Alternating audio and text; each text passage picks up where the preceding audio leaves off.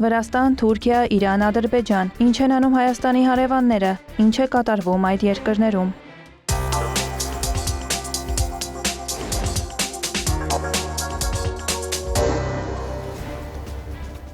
Հայաստանի Հանրապետության վարչապետ Նիկոլ Փաշինյանը մարտի 3-ից 4 աշխատանքային այցով կլինի Վրաստանում։ Վրաստանի կառավարության աշխատակազմի տվյալով վարչապետին կընդունի Վրաստանի վարչապետ Իրակլի Կոբախիձեն։ Տեղի կունենա Հայաստան-Վրաստան միջկառավարական տնտեսական համագործակցության հանձնաժողովի նիստ։ Նիկոլ Փաշինյանը եւ Իրակլի Կոբախիձեն հանդես կգան համատեղ հայտարարությամբ։ Վարչապետի պատվիրակության կազմում են արտաքին գործերի նախարար Արարատ Միրզոյանը, կրթության նախարար Ժաննա Անդրեասյանը, տարածքային կառավարման եւ ենթակառուցվածքների նախարար Դավիթ Խուդատյանը, էկոնոմիկայի նախարար Գևորգ Պապոյանը եւ արտաքին գործերի փոխնախարար Վահան Կոստանյանը։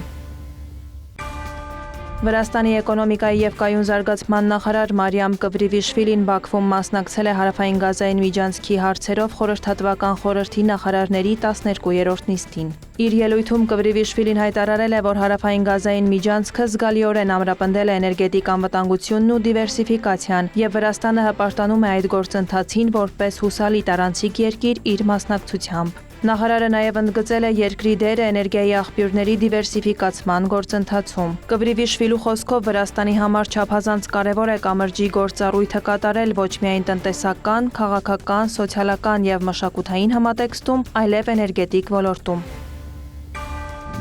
Թբիլիսիի քաղաքապետ Վրացական գերազանք կուսակցության գլխավոր քարտուղար Կախա Կալաձեն գտնվում է Աբու Դաբիում եւ դեռ չի կարողանում վերադառնալ հայրենիք։ Թբիլիսիի քաղաքապետարանից հայտնել են, որ Կալաձեն Աբու Դաբի էր մեկնել հանգստյան օրերին։ Վրաստանի կառավարությունից էլ հայտարարել են, որ Մերձավոր Արևելքում ստեղծված իրավիճակով պայմանավորված երկրի քաղաքացիների համար կկազմակերպվեն հատուկ չվերթեր, նրանց վերադարձը հայրենիք ապահովելու համար։ Մասնավորապես մարտի 4-ին կիրականացվի Էր-Ռիադ Թբիլիսի, մարտի 5-ին Մասկատ Թբիլիսի թռիչքները։ Վրաստանի արտգործնախարարությունը նաև շնորհակալություն է հայտնել Արաբական Միացյալ Էմիրություններին եւ Կատարին երկրի քաղաքացիներին ցուցաբերած աջակցության եւ հոգատարության համար։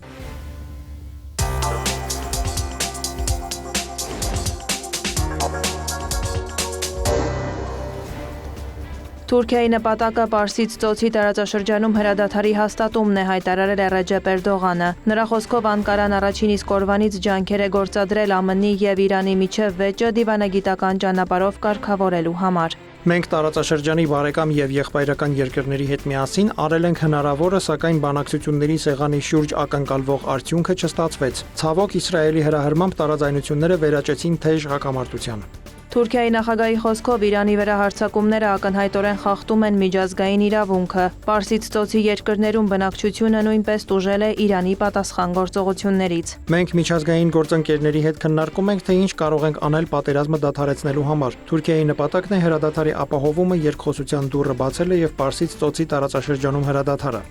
Էրդողանի խոսքով, եթե անհրաժեշտ միջամտություն չձեռնարկվի, հակամարտությունը լուրջ հետևանքներ կունենա տարածաշրջանային եւ գլոբալ անվտանգության համար։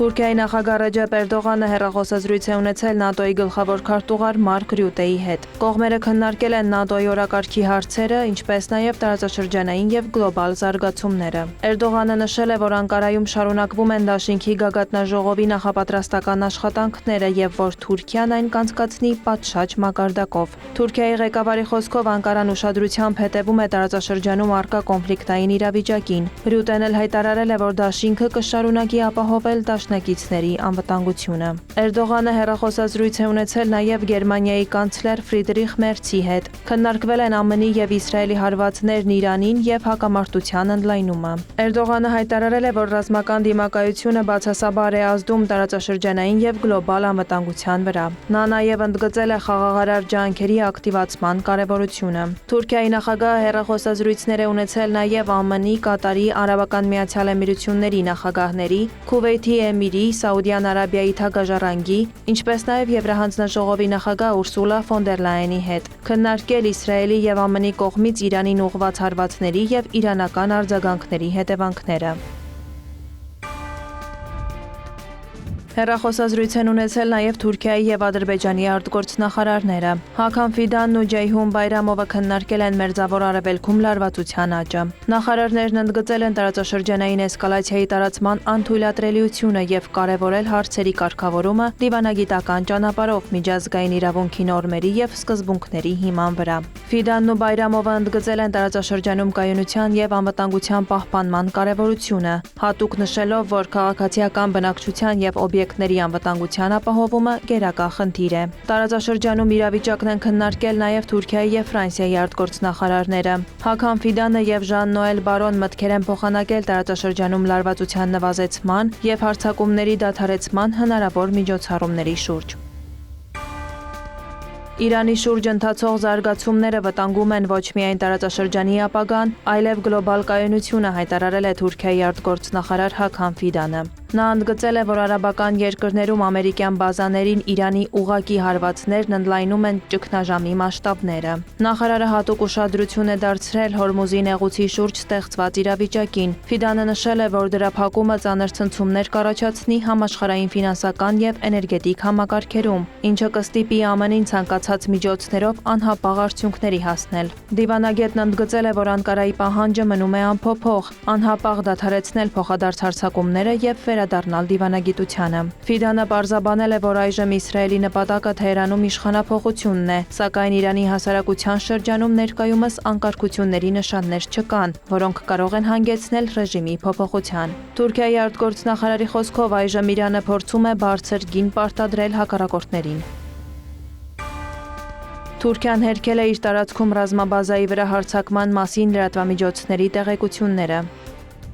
Թուրքիայում որևէ երկրի պատկանող ռազմաբազա չկա։ Թուրքիայի Հանրապետության օդային, ցամաքային եւ ծովային տարածքը, ինչպես նաեւ ռազմական օբյեկտները գտնվում են լիակատար ինքնիշխանության եւ վերահսկողության ներքո։ Մեծ վրա հարձակումներ չեն եղել։ Թուրքիան որպես տարածաշրջանային հակամարտությունների կողմ ներկայացնելու նպատակ հետապնդող հրապարակումները բացահայտ ապատեղեկատվություն են։ Թուրքիայի նախագահի աշխատակազմից հայտնել են, որ երկրի պաշտպանական եւ ուժային կառույցները հետևում են գործընթացներին եւ հանրությանը կոչ են արել հետևել միայն պաշտոնական հայտարարություններին։ Հերքվել է նաեւ տեղեկությունը, թե Անկարան աջակցում է Իրանին հասցվող հարվածներին։ Իսլամական հեղափոխության պահապանների կորպուսից էլ Թուրքիային եւ հարևան մյուս երկրներին նախազգուշացրել են չաջակցել ԱՄՆ-ին եւ Իսրայելին, քանի որ այդ գործողությունները Իրանի աչքից չեն վրիպի։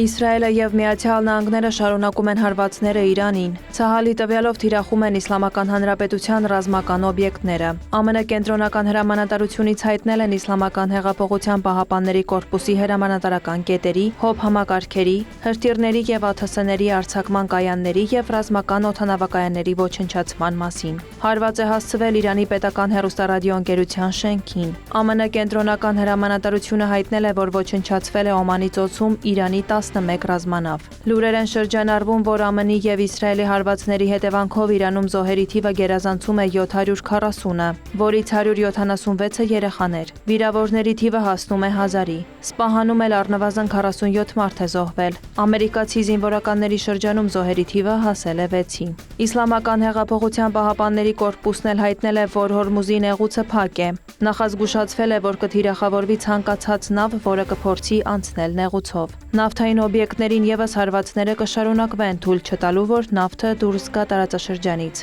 Իրանի պետական լրատվամիջոցները հայտնում են, որ շարունակվող հրթիռակոծությունների ֆոնին երկրում ցույցեր են։ Քաղաքացիներն աջակցություն են հայտնում իշխանություններին եւ դատապարտում ԱՄՆ-ի եւ Իսրայելի հարվածները։ Տեղեկություններ կան, որ կազմակերպվում են նաեւ հակակառավարական ակցիաներ, սակայն ինտերնետ կապի սահմանափակ լինելու պատճառով դրանց մասշտաբները հնարավոր չէ գնահատել։ Իրանի արտգործնախարար Աբբաս Արաղչին հայտարարել է, այնինչ տեղի է ունենում հիմա պատերազմ է Իրանի եւ Միացյալ Նահանգների միջև, այլ ոչ տարածաշրջանային երկրների։ Թեհրանը չի ցանկանում կռվել տարածաշրջանի հետ, բացառությամբ Իսրայելի, սակայն ցավոք տարբեր վայրերում ամերիկյան բազաներ կան եւ մենք ստիպված ենք դրանց հարվածել։ Տարածաշրջանի երկրների հյուրանոցները, որտեղ բնակվում են ամերիկացի զինվորականներ, նույնպես օրինական թիրախներ են։ Իրանի արտգործնախարարությունից վստահեցրել են, պատրաստ են երկարաժամկետ պաշտպանության։ ԱՄՆ նախագահ Դոնալդ Թրամփը նախազգուշացրել է, որ Միացյալ Նահանգները դեռևս ուժեղ հարված չի հասցրել Իրանին։ Մեծ ալիքը դեռ առջևում է եւ կլինի շատ շուտով։ Սպիտակ տան ղեկավարի խոսքով այս պահին դեռ հստակ չէ ով է ղեկավարում Իրանը, սակայն իսրայելա-ամերիկյան հարվածներից ղեկավար կազմի շուրջ 50 ներկայացուցիչ է ոչնչացվել։ Մենք սկսեցինք պատերազմը, քանի որ Իրանը չէր պատրաստվում դադարեցնել միջուկային զենքի մշակումը։ Սա մեր վերջին եւ լավագույն հնարավորությունն էր հարվածելու համար։ Իրանը արդեն այնպիսի հրթիռներ ուներ, որոնք կարող էին հասնել Եվրոպա եւ շուտով կունենար նաեւ Ամերիկա հասնող հրթիռներ։ Մեր նպատակները հստակ են՝ ոչնչացնել Իրանի հրթիռային ներուժը եւ նավատորմը, ապահովել, որ ահաբեկչության հովանավոր Իրանը երբեք միջուկային զենք ձեռք չբերի եւ չաջակցի ահաբեկիչներին իր սահմաններից դուրս։ Ի սկզբանե կանխատեսում էինք, որ պատերազմը կտևի 4-ից 5 շաբաթ, բայց մենք շատ ավելի երկար պայքարելու կարողություններ ունենք։ Թրամփը նաև չի բացառել Իրան ցամաքային ուժեր ուղարկելու հնարավորությունը, եթե նման անհրաժեշտություն լինի։ Նա վստահեցրել է, որ Միացյալ Նահանգները անսպառ միջոցներ ունի եւ կարող է անվերջ պատերազմել։ ԱՄՆ պետքարտուղարը եւս հայտարարել է, որ ամենածանր հարվածները դեռ առջևում են եւ գործողությունները կշարունակվեն այնքան, որքան անհրաժեշտ է Վաշինգտոնի նպատակներին հասնելու համար։ Հուսով ենք, որ Իրանի ժողովուրդը կկարողանա տապալել այս կառավարությունը եւ նոր ապագա կառուցել, սակայն այս պահին մեր ուշադրության կենտրոնում են նրանց բալիստիկ հրթիռների արձակման կայանքները, հրթիռների արտադրության հնարավորությունները, ԱԹՍ-ները։ Ինչ վերաբերում է լուրերին, թե Թեհրանը եւ Վաշինգտոնը բանակցում են, այս պահին բանակցային որևէ գործընթաց չկա։ Մերձավոր Արևելքում պատերազմ է ընթանում, Իրանի վրա հարձակման հետևանքները զգացվում են ողջ տարածաշրջանում, հայտարարել է Ռուսաստանի արտգործնախարարը։ Սերգեյ Լավրովը հակամարտության բոլոր կողմերին կոչ է արել դադարեցնել ռազմական գործողությունները։ Նախարարի խոսքով Իրանի կողմից միջուկային զենքի մշակման ապացույցներ չկան, ավելին ատոմային էներգիայի միջազգային գործակալության եւ ԱՄՆ-ի կողմից հաստատումներ կան, որ Իրանը չի փորձել միջուկային զենք արտադրել։ Միևնույն ժամանակ Իրանի դեմ ագրեսիան կարող է խթանել նրա կողմից միջուկային զենքի ստեղծումը։ Լավրովը նաև նշել է, որ Իրանում իրադարձությունների հետ կապված ԱՄՆ-ի դեմ ՄԱԿ-ի պատժամիջոցներ ակնկալել պետք չէ։ Մեկնաբանելով ԱՄՆ-ի եւ Իսրայելի հայտարարությունները, դիվանագետը նշել է, որ նրանց վերջնական նպատակները ոչ ոք չգիտի, բայց տպավորություն է, որ նրանք կռվելու են մինչև վերջ։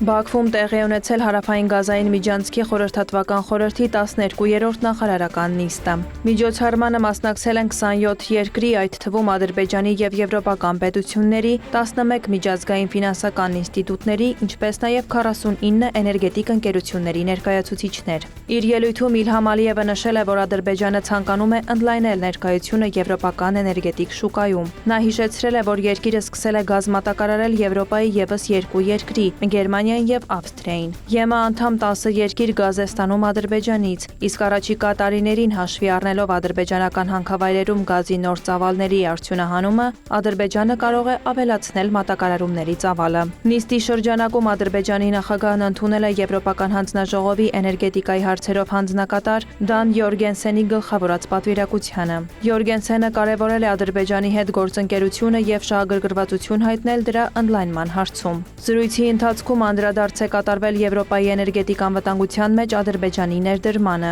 Քննարկվել են եվրոպական շուկա ադրբեջանական էներգառեսուրսների արտահանման աշխարհագրության ընդլայնմանը եւ բնական գազի եւ կանաչ էներգետիկայի ոլորտում համագործակցության հեռանկարներին։ Ադրբեջանի նախագահ Իլհամ Ալիևն ընդունել է Ռուսաստանի փոխվարչապետ Ալեքսեյ Օվերչուկին։ Վերջինս շնորհակալություն է հայտնել Ադրբեջանի ղեկավարությանը տարածաշրջանում ստեղծված իրավիճակի ֆոնին Իրանից Ռուսաստանի քաղաքացիների տարհանման գործում օպերատիվ օգնության համար։ Տեղի է ունեցել մտքերի փոխանակում Ադրբեջան-Ռուսաստան օրակարգի շուրջ։ Նշվել է, որ 2025 թվականի հոկտեմբերի 9-ին Դուշանբեում կայացած հանդիպման ընթացքում Ադրբեջանի եւ Ռուսաստանի ղեկավարների ձեռք բերված պայմանավորվածությունների համաձայն կողմերն առաջիկայում գործնական քայլեր կիրականացնեն 2024 թվականի դեկտեմբերի 25-ին Ազալ ընկերության ինքնաթիռի աղետի հետևանքով առաջացած խնդիրների կարգավորման ուղղությամբ։ Հանդիպանը քննարկվել են նաև տարածաշրջանում տրանսպորտային հաղորդակցությունների զարգացման հեռանկարները, ինչպես նաև հումանիտար բնույթի մի շարք հարցեր։ Օվերչուկի գլխավորած պատվիրակությանը ընդունել է նաև Ադրբեջանի փոխվարչապետ Շահին Մուստաֆայևը։ Կողմերը քննարկել են Ռուսաստանի եւ Ադրբեջանի միջև ավտոմոբիլային, երկաթուղային եւ ծովային տրանսպորտով բեռնափոխադրումների հոսքի հետագա ավելացման ուղղված միջոցառումները։ շրջադարձ է եղել հյուսիս-հարավ միջանցքի զարգացմանը։ Փետրվարի 28-ից մինչև մարտի 3-ի առավոտյան Իրանից Ադրբեջան է տարհանվել 615 մարդ։ Նրանցից 157-ը Ադրբեջանի քաղաքացիներ են։ Բացի այդ, Ադրբեջանի սահմանով Իրանից տարհանվել է Չինաստանի 150, Ռուսաստանի 127, Պակիստանի 66 քաղաքացի։ Ավելի վաղ Ռուսաստանի փոխվարչապետ Ալեքսեյ Օվերչուկը հայտնել էր, որ Ռուսաստանի ավելի քան 500 քաղաքացի գրանցվել է Ադրբեջան մեկնելու համար։ Իրան-Ադրբեջան սահմանը հատել են նաև Թուրքիայի, Վրաստանի, Սաուդյան Արաբիայի, Արաբական Միացյալ Էմիրությունների, Հորդանանի, Կատարի եւ այլ երկրների քաղաքացիներ։